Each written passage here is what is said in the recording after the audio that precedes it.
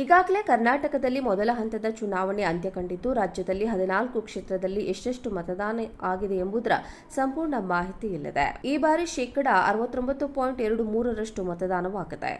ಈ ಬಾರಿ ರಾಜ್ಯಾದ್ಯಂತ 69.23% ಮತದಾನ ನಡೆದಿದೆ. ಮಂಡ್ಯದಲ್ಲಿ ಅತಿ ಹೆಚ್ಚು ಅಂದರೆ 81.48% ಮತದಾನ ನಡೆದಿದೆ. ಇನ್ನು ಬೆಂಗಳೂರು ಕೇಂದ್ರ ಲೋಕಸಭಾ ಕ್ಷೇತ್ರದಲ್ಲಿ ಅತಿ ಕಡಿಮೆ ಮತದಾನ ಅಂದರೆ 52.81% ಮತದಾನ ನಡೆದಿದೆ. ಮಂಡ್ಯ 81.48%, ಕೋಲಾರ 78.7%, ತುಮಕೂರು 77.70%, ಹಾಸನ 77.51%, ದಕ್ಷಿಣ ಕನ್ನಡ 77.43%, ಚಿಕ್ಕಬಳ್ಳಾಪುರ 76.82%, ಚಾಮರಾಜನಗರ 76.59%, ಉಡುಪಿ ಚಿಕ್ಕಮಗಳೂರು 76.06%, ಚಿತ್ರದುರ್ಗ 73.11% ಮತದಾನವಾಗಿದೆ. ಇನ್ನು ಮೈಸೂರು 70.45%, ಬೆಂಗಳೂರು ಗ್ರಾಮಾಂತರ 67.29%, ಬೆಂಗಳೂರು ಉತ್ತರ 56.42%, ಬೆಂಗಳೂರು ದಕ್ಷಿಣ 53.15%, ಬೆಂಗಳೂರು ಕೇಂದ್ರ 52.81% ಮತದಾನವಾಗಿದೆ. ಕರ್ನಾಟಕದಲ್ಲಿ ಲೋಕಸಭಾ ಚುನಾವಣೆಯ ಮೊದಲ ಹಂತದ ಮತದಾನ ಪ್ರಕ್ರಿಯೆ ಇಂದು ಅಂತ್ಯಗೊಂಡಿದ್ದು, ಎರಡನೇ ಹಂತದ ಮತದಾನ ಪ್ರಕ್ರಿಯೆ ಮುಂದಿನ ತಿಂಗಳು ಅಂದರೆ ಮೇ 7ರಂದು ನಡೆಯಲಿದೆ. ಇದಕ್ಕಾಗಿ ಚುನಾವಣಾ ಆಯೋಗ ಸಿದ್ಧತೆ ನಡೆಸಲೇ ಇದೆ.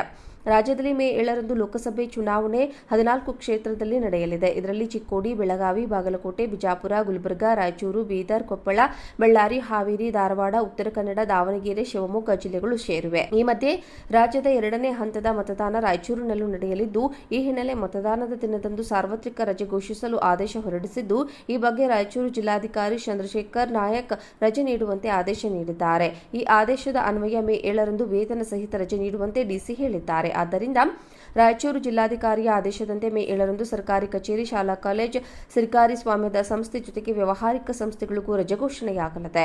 ಈ ಆದೇಶ ಜಿಲ್ಲೆಯ ಜನಸಾಮಾನ್ಯರಿಗೆ ಮತದಾನ ಮಾಡಲು ಅನುಕೂಲವಾಗುವ ದೃಷ್ಟಿಯಿಂದ ಮಾಡಲಾಗಿದೆ. ಈಗಾಗಲೇ ಕರ್ನಾಟಕದಲ್ಲಿ ಮೊದಲ ಹಂತದ ಚುನಾವಣೆ ಅಂತ್ಯ ಕಂಡಿದ್ದು, ರಾಜ್ಯದಲ್ಲಿ 14 ಕ್ಷೇತ್ರದಲ್ಲಿ ಎಷ್ಟೆಷ್ಟು ಮತದಾನ ಆಗಿದೆ ಎಂಬುದರ ಸಂಪೂರ್ಣ ಮಾಹಿತಿ ಇಲ್ಲಿದೆ. ಈ ಬಾರಿ 69.23% ಮತದಾನವಾಗಿದೆ. ಈ ಬಾರಿ ರಾಜ್ಯಾದ್ಯಂತ 69.23% ಮತದಾನ ನಡೆದಿದೆ. ಮಂಡ್ಯದಲ್ಲಿ ಅತಿ ಹೆಚ್ಚು ಅಂದರೆ 81.48% ಮತದಾನ ನಡೆದಿದೆ.